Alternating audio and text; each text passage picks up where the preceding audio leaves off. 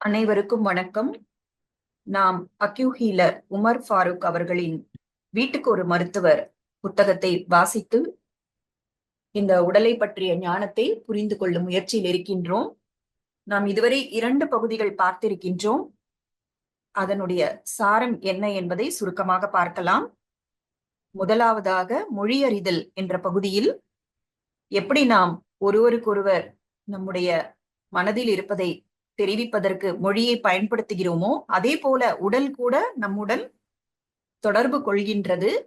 உடலினுடைய மொழியை நாம் புரிந்து கொள்ள வேண்டும். இதை பற்றிதான் நாம முதல் பகுதியில பார்த்தோம். இந்த மாதிரி நாம உடல் மொழியை அறிந்து கொள்வதன் மூலமாக ஒரு நோயற்ற ஆரோக்கியமான வாழ்க்கையை வாழ முடியும். 2வது பகுதியில் நலமே பலம், அதாவது உடலோட புறத்தோற்றம் என்பது உடலோட ஆரோக்கியத்தை குறிக்காது. உடலோட உள் இயக்கம்தான் உடல் நலத்தை தீர்மானிக்கிறது அப்படின்னு பார்த்தோம். உடல் நலம் என்பது ரொம்ப இயற்கையானது, நேச்சுரல், ரொம்ப இயல்பானது. உடலோட தன்மையே ஆரோக்கியமா இருக்கிறது தான். அப்ப நோய்ங்கிறது தான் இயல்பை மீறியது. சோ உடல் நலம் என்பது இயற்கை. ஏன்னா இன்னைக்கு உலகத்துல நோயை ரொம்ப தாராள மனசோட ஏத்துக்கிறாங்க. இத்தனை வயசுக்கு மேல இந்த நோய் வரும், இதெல்லாம் ரொம்ப நார்மல், நேச்சுரல் அப்படிங்கிறாங்க. ஆனா அப்படி கிடையாது. உடல் நலம் என்பது இயற்கையானது, நிரந்தரமானது. சோ இயற்கை ஒரு பொழுதும் தவறு செய்யாது அப்படின்னு பார்த்தோம். அதாவது இயற்கை எந்த தவறும் செய்ய முடியாது. இப்ப நாம ஓ இந்த விஷயத்தை இப்படி செய்திருக்கணும், நான் தப்பு பண்ணிட்டேன் அப்படின்னு சொல்லுவோம். அது மாதிரி இயற்கை பண்ணுமா? இயற்கை ரொம்ப நேச்சுரலானது. அதை யாரும் இயக்கல, அது விதிகளுக்கு உட்பட்டு தானே இயங்குது. அப்ப அதுல எந்த மிஸ்டேக்கும் வர முடியாது. நான் உடலுக்கு நோய் வந்துட்டா கூட கடவுள் நோயை கொடுத்துட்டாரு, எனக்கு இப்படி ஆயிடுச்சு அப்படின்னு நம்ம கடவுளையோ இயற்கையோ மற்றவர்களையோ குறை கூறுகிறோம். ஆனா இயற்கையோட இயக்கத்துல எந்த ஒரு தவறும் ஏற்படாது. அப்படின்னா இந்த உடல் கூட இயற்கை தானே, இயற்கையின் 5 தத்துவங்களினால் ஆனது தானே இந்த உடல். அப்ப இந்த உடல் கூட தவறு செய்யாது அப்படிங்கிறது தான் நம்ம புரிந்து கொள்ள வேண்டிய விஷயம். அப்புறம் இன்னொரு முக்கியமான விஷயம் என்ன தெரிஞ்சுக்கிட்டோம்னா, உடல் எப்போதுமே தனக்கு தீங்கு விளைவிப்பதை உள்ளே அனுமதிக்காது. அதுக்கான ஒரு உதாரணம் கூட பார்த்தோம். ஒரு தூசியான இடத்துல நம்ம போயிட்டு அந்த தூசி கலந்த காற்றை சுவாசித்தோம்னா காற்றோடு கூடவே தூசியும் உள்ள போகுது. அப்ப உடலுக்கு அந்த தூசி தீங்கு விளைவிக்கும். அப்ப அது என்ன பண்ணும்? அது வெளியே அனுப்பதான் பார்க்கும். அப்ப அது ஒரு தும்மல் மூலமாக அது வெளியே அனுப்ப நினைக்கிறது. சோ இந்த ஒரு பாயிண்ட நம்ம மனசுல பதிய வச்சுக்கணும். உடல் எப்பொழுதுமே தனக்கு தீங்கு விளைவிப்பதை உள்ளே அனுமதிக்காது. இதுதான் உடலோட இயற்கை. இப்ப உடலுக்கு தன்னைத்தானே பாதுகாத்துக் கொள்ளும், தன்னையே குணப்படுத்திக் கொள்ளும் அற்புதமான ஒரு கட்டமைப்பை கொண்டிருக்கின்றது. தன்னைத்தானே பாதுகாத்துக் கொள்ளும், தன்னையே குணப்படுத்திக் கொள்ளும் அற்புதமான கட்டமைப்பை உடல் கொண்டிருக்கின்றது. சோ இந்த விஷயங்கள் எல்லாமே நம்ம நாமே அப்சர்வ் பண்ணும்போது கூட நமக்கு புரியும். சோ இந்த மாதிரி விஷயங்களை நம்ம தெரிஞ்சுக்கும் பொழுது, அதை பற்றி கொஞ்சம் சிந்தனை செய்து பார்க்கும் பொழுது, அதை நாம ஏற்றுக்கொள்ளும் பொழுது, நம்ம உடல் நமக்கு என்ன சொல்லுது, நாம என்ன பண்ணிட்டு இருக்கோம், இதெல்லாம் நம்மளால புரிஞ்சுக்க முடியும்.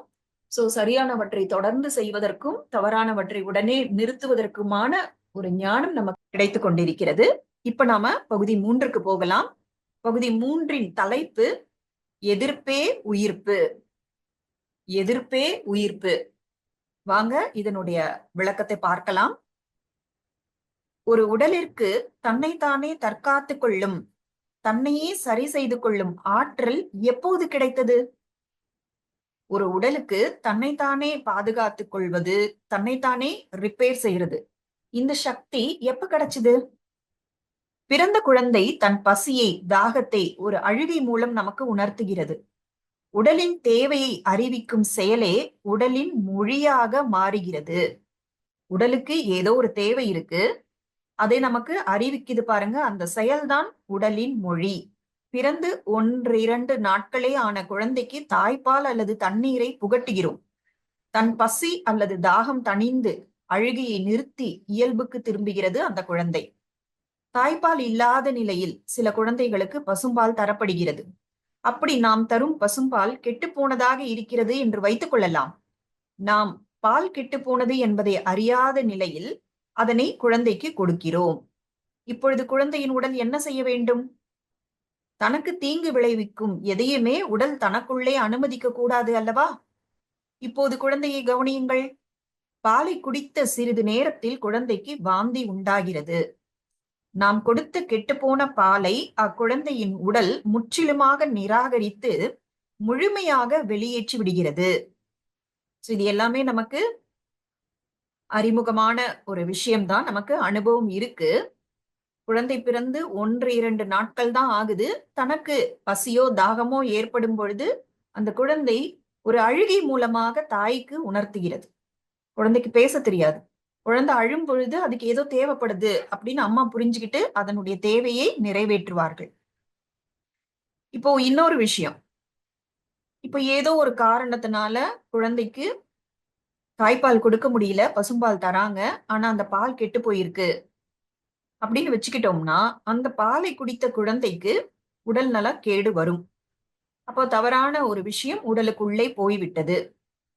இப்ப நாம என்ன பார்த்தோம்? ஒரு உடலானது தனக்கு தீங்கு விளைவிக்கும் எதையுமே தனக்குள்ளே அனுமதிக்க கூடாது. அப்போ குழந்தையோட உடலுக்குள்ளே கெட்டுப்போன பால் போகுது. இப்ப என்ன நடக்குதுன்னா, பால் குடிச்ச கொஞ்ச நேரத்திலேயே குழந்தைக்கு வாந்தி வருது. ஏன்னா அந்த குழந்தையோட உடல் அந்த பாலை நிராகரித்து முழுமையாக வெளியேற்றுகின்றது. இது எல்லாமே நமக்கு அனுபவம் இருக்கு. ஆனா நாம அதை எப்படி புரிஞ்சுக்கிட்டோம்? இப்போ என்ன புரிஞ்சுக்கிட்டோம்? 2த்துக்கும் வித்தியாசம் இருக்கு இல்லையா? பிறந்து 1-2 நாட்களே ஆன குழந்தையின் உடலுக்கு தன்னைத்தானே தற்காத்துக் கொள்ளும் ஆற்றல் இருக்கிறதா? இல்லையா? அதை யாரும் வெளியிலிருந்து உடலிற்கு கற்றுத்தர வேண்டியுள்ளதா? நம்மெல்லாம் பெரியவங்க, நமக்கு எல்லாமே ஒருத்தர் சொல்லிக் குடுத்தாதான் புரியுது. ஆனா, இந்த குழந்தை பிறந்து 1-2 நாட்கள் தானே ஆச்சு. அப்ப அந்த குழந்தையின் உடலுக்கு எப்படி தன்னைத்தானே தற்காத்துக் கொள்ளும் ஆற்றல் வந்தது? வந்துதா இல்லையா? இல்ல யாராவது அதற்கு சொல்லிக் குடுத்தாங்களா? அந்த உடலுக்கு சொல்லிக் குடுத்தாங்களா? தப்பானது குடிச்சிட்டீன்னா, தப்பானத சாப்பிட்டீன்னா வாந்தி எடுக்கணும் அப்படின்னு யாராவது சொல்லிக் குடுத்தாங்களா? யாருமே சொல்லிக் குடுக்கல. அது தானாகவே செய்கிறது. எது தானாக செய்கிறது? குழந்தையின் உடல். யாரும் எதையும் உடலிற்கு கற்றுத்தர வேண்டியது இல்லை. நமக்கு தான் யாராவது ஏதாவது சொல்லி தரணும். உடலுக்கு யாரும் எதையும் கற்றுத்தர வேண்டியது இல்லை. ஒரு குழந்தையிடம் நாம் கற்றுக்கொள்ள வேண்டியவைகள் தான் நிறைய இருக்கின்றன. நாம என்ன நினைக்கிறோம்? குழந்தைக்கு நாம நிறைய சொல்லிக் கொடுக்கிறோம் அப்படின்னு நினைக்கிறோம். ஆனா உண்மையிலேயே குழந்தைகிட்ட நாம கத்துக்க வேண்டிய விஷயம் நிறைய இருக்குன்னு சொல்றார். ஒரு உடல் கருவில் இருந்து வெளிவரும் பொழுதே தன் ஆரோக்கியத்தை பற்றிய பூரண ஞானத்தோடு பிறக்கிறது. இன்னும் எது தனக்கு தீங்கு விளைவிக்கும், எதை எதிர்க்க வேண்டும் என்று இயற்கை அறிவோடு வாழ்கிறது. தூசிக்கு எதிரான தும்மலானாலும் சரி, கெட்டுப்போன பாலிற்கு எதிரான வாந்தியாக இருந்தாலும் சரி, இரண்டுமே ஆரோக்கியத்தின் அறிகுறிகள். தூசி உள்ள போயிடுச்சு அப்படின்னா ஒரு தும்மல் ஏற்படுது. ஒரு தவறான ஒரு விஷயத்த சாப்பிட்டுட்டோம், குடிச்சிட்டோம் அப்படின்னா வாந்தி வருது. அப்ப இந்த தும்மலோ வாந்தியோ நோயின் அறிகுறியா, ஆரோக்கியத்தின் அறிகுறியா? கழிவுகளை வெளியேற்றுது அப்படின்னா ஆரோக்கியத்தின் அறிகுறி இல்லையா? ஒரு ஆரோக்கியமான உடல் தான் கழிவுகளை வெளியேற்றும். அப்படின்னா தும்மலோ வாந்தியோ ஆரோக்கியத்தின் அறிகுறிகள். ஒரு உடல் முழு உயிர்ப்போடு இருப்பதை அதன் எதிர்ப்பு இயக்கம் மூலமே நாம் உணர முடியும். உடல்ல உயிர் சக்தி நிறைஞ்சிருக்கு அப்படிங்கறத நம்ம எப்படி தெரிஞ்சுக்கிறது? அதற்கு எதிர்ப்பு இயக்கம் எவ்வளவு இருக்கு? இதை வச்சுதான் நம்மளால புரிஞ்சுக்க முடியும். ஒரு உடல் முழு உயிர்ப்போடு இருப்பதை அதன் எதிர்ப்பு இயக்கம் மூலமே நாம் உணர முடியும். எதிர்ப்பு இல்லாத உடல் உயிரற்ற சவமாகும். ஒரு டெட் பாடிக்குள்ள நீங்க என்ன வேணா இன்ஜெக்ஷன் பண்ணுங்க, அது ஒரு எதிர்ப்பும் தெரிவிக்காது. எவ்வளவு தவறான விஷயத்த உள்ள போட்டாலும் அந்த உடலுக்கு எதிர்க்கும் சக்தி இருக்கவே இருக்காது. அப்போ அந்த டெட் பாடிக்குள்ள என்ன மிஸ்ஸிங்னா உயிர் சக்தி மிஸ்ஸிங். அப்போ நாம எல்லாமே உயிரோட தான் இருக்கோம்னு சொல்றோம்.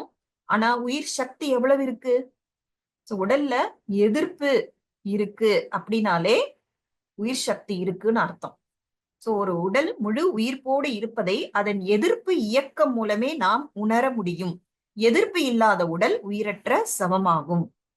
இவ்வகையான எதிர்ப்புகளைத்தான் நாம் நோய் என்று புரிந்து கொள்கிறோம். ஆரோக்கியத்தை நோயாக புரிந்து கொள்வது மூட நம்பிக்கை அல்லவா? ம்? சரியான விஷயத்த தவறுன்னு புரிஞ்சுக்கிட்டா என்ன சொல்றது அத? மூட நம்பிக்கைன்னு தான் சொல்லணும் இல்லையா? இப்படியான விஞ்ஞான பூர்வமான மூட நம்பிக்கைகள் நம் உடலின் இயல்பை உணர தடைகளாக இருக்கின்றன. பொதுவாக விஞ்ஞானத்தையும் மூட நம்பிக்கையும் எதிரெதிர் கட்சிகள்னு சொல்லுவாங்க. விஞ்ஞான பூர்வமா ஒரு விஷயத்த பாக்குறாங்க விஞ்ஞானிகள் அப்படின்னா அவங்களுக்கு அறியாமை இருக்காது அப்படின்னு தான் உலகம் நம்புகிறது. ஆனா நாம என்ன பண்றோம்? உடலின் எதிர்ப்பு சக்தியை நோய்னு நினைக்கிறோம். அதுவும் எப்படி? விஞ்ஞான பூர்வமாக. எல்லாருமே என்ன பண்றாங்க? கூகுள்ல போய் பாக்குறாங்க. உடல்ல இந்த அறிகுறி இருந்தா என்ன அர்த்தம்? உடனே என்ன சொல்றாங்க? இது நோய். இந்த நோய்க்கு இத செய்யணும், இத சாப்பிடணும். அப்படின்னா விஞ்ஞான பூர்வமாகவே மூட நம்பிக்கைகள் நமக்குள்ளே நிறைந்திருக்கின்றன. இந்த விஞ்ஞான பூர்வமான மூட நம்பிக்கைகள் தான் நம்முடைய உடலின் இயல்பை உணர தடைகளாக இருக்கின்றன. இது ரொம்ப பவர்ஃபுல் வார்த்தைகள். இத நல்லா ஆழமா புரிஞ்சுக்கணும். விஞ்ஞான பூர்வமான மூட நம்பிக்கைகள் நம் உடலின் இயல்பை உணர தடைகளாக இருக்கின்றன. அப்ப நாம எவ்வளவு விஞ்ஞான பூர்வமான மூட நம்பிக்கைகள், மூட நம்பிக்கைகள்னா என்ன? தவறான நம்பிக்கைகள். ஒரு புரிஞ்சுக்காம ஒரு விஷயத்த, அதுவும் நமக்கு கெடுதல் தர விஷயத்த நம்ம இறுக்கமா பிடிச்சு வச்சிருக்கோம் அப்படின்னா அது மூட நம்பிக்கை இல்லையா? இந்த மாதிரி மூட நம்பிக்கைகள் நமக்குள்ள எத்தனை எத்தனை இருக்கு, நம்ம சுத்தி இருக்கிறவங்க கிட்ட எத்தனை எத்தனை இருக்கு. சோ இது எல்லாத்தையுமே நம்ம ஞானத்தின் மூலமாக, புத்தியின் மூலமாக பகுத்தறிந்து உணர்வோம். ஒரு தும்மல் மூக்கிற்கும் உடலிற்கும் சில சில தொந்தரவுகளை ஏற்படுத்துகிறது. ஆமா, அது உண்மையிலே தும்மல் வந்தா கொஞ்சம் டிஸ்கம்ஃபர்ட் தான். ஆனால் இந்த சின்ன கஷ்டங்கள் பெரிதா? தூசி ஏற்படுத்தும் நோய் பெரிதா என்பதை உடல் முடிவு செய்கிறது. நம்ம எந்த நோய் வந்தாலும் அது கஷ்டமா இருக்கு, அந்த கஷ்டத்தை நீக்கணும்னு நினைக்கிறோம். ஆனா உடல் சரியான ஜட்ஜ். அது என்ன யோசிக்குதுன்னா இதெல்லாம் சின்ன சின்ன கஷ்டம் தான். இந்த கஷ்டம் பெருசா? இத நம்ம அனுமதித்தோம்னா உடலுக்குள்ள ஏற்படுமே ஒரு பெரிய நோய், அது பெரிதா? இதை உடல் துல்லியமாக முடிவு செய்கிறது. ஒரு வினாடி கூட தாமதிக்காமல் அமுல்படுத்துகிறது. உடனே வருது இல்ல?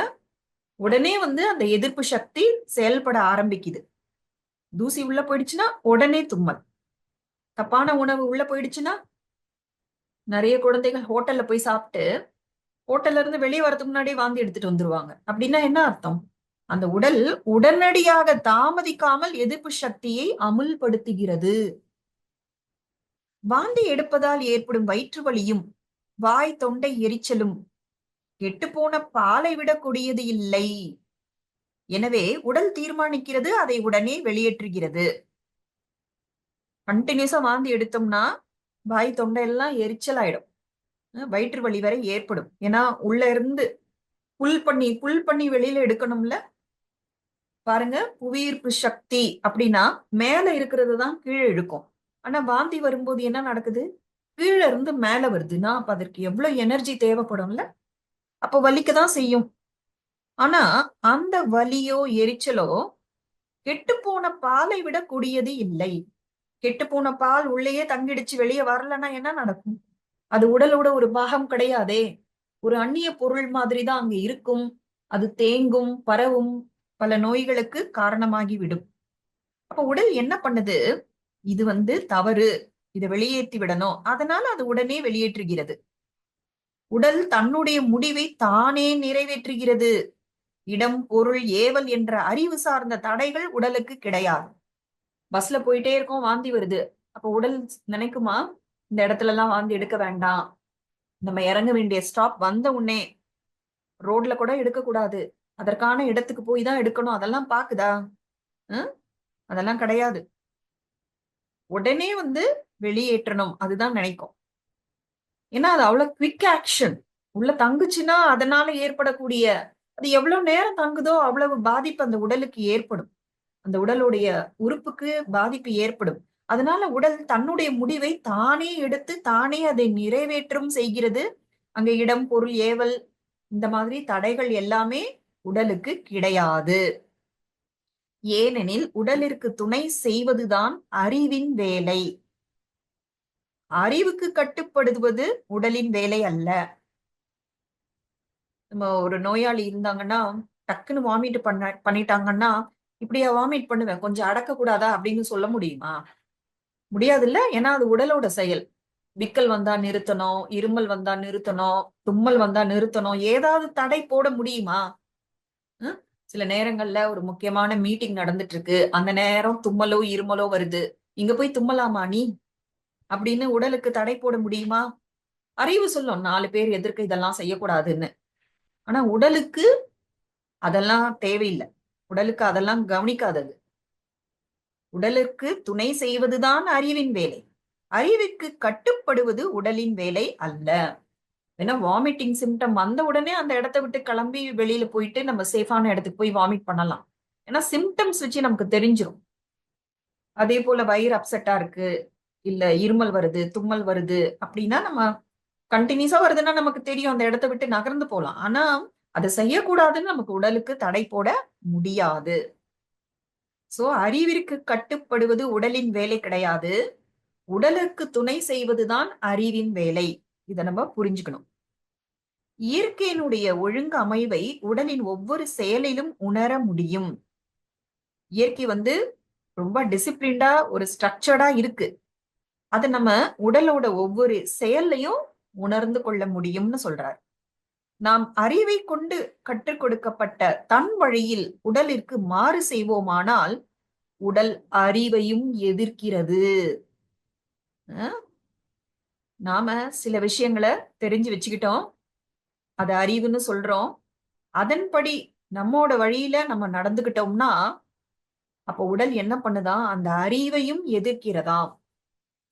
கெட்டுப்போன உணவை நாம் உடலிற்கு கொடுப்போமானால் அது வாந்தி மூலம் வெளியேற்றுகிறது. அப்படி வெளியேறும் வாந்தியை நம் அறிவை கொண்டு தடை செய்ய முடியும் அல்லவா? உடலோட சொந்த இயக்கம், சொந்த முடிவு வாந்தி மூலம் கெட்டுப்போன உணவை வெளியேற்றுவது. ஆனா நமக்கு அறிவு இருக்குல்ல, வாந்தி எடுக்க கூடாது, வேண்டாம் அப்படின்னு நாமளா ஒரு நிர்ணயம் பண்ணி அதை தடை செய்யறோம். எப்படி தடை செய்யறோம்? ஒரு வாந்தி எதிர்ப்பு மாத்திரை மூலமோ சுவையை மாற்றி மாற்றி சுவைத்து வாந்தி உணர்வை அடக்குவதன் மூலமோ கெட்டுப்போன அவ்வுணவை உள்ளே தள்ளலாம். வெளியே வர்றத உள்ள தள்ளுறோம். எப்படி தள்ளுறோம்? இதற்குன்னு வாமிட் மெடிசன் எல்லாம் இருக்குல்ல. வாமிட் மெடிசன்னா வாமிட் வர்றதுக்கான மெடிசன் இல்ல, வாமிட்டை தடுக்கிறதுக்கான மெடிசன். இதை தவிர வேற என்ன செய்வாங்கன்னா, வாந்தி வராம இருக்கிறதுக்கு அந்த டேஸ்ட், நாக்குக்கு வேற வேற டேஸ்ட் கொடுத்து வாந்தி உணர்வை அடக்குறோம். அப்போ வாந்தி உணர்வை அடக்குவதன் மூலமாக நம்ம கெட்டுப்போன அந்த உணவை உள்ளேயே இருக்கிறதுக்கு நம்ம ஏற்பாடு பண்றோம். இப்போ இது அறிவு ஜெயித்த மாதிரி தெரியுது.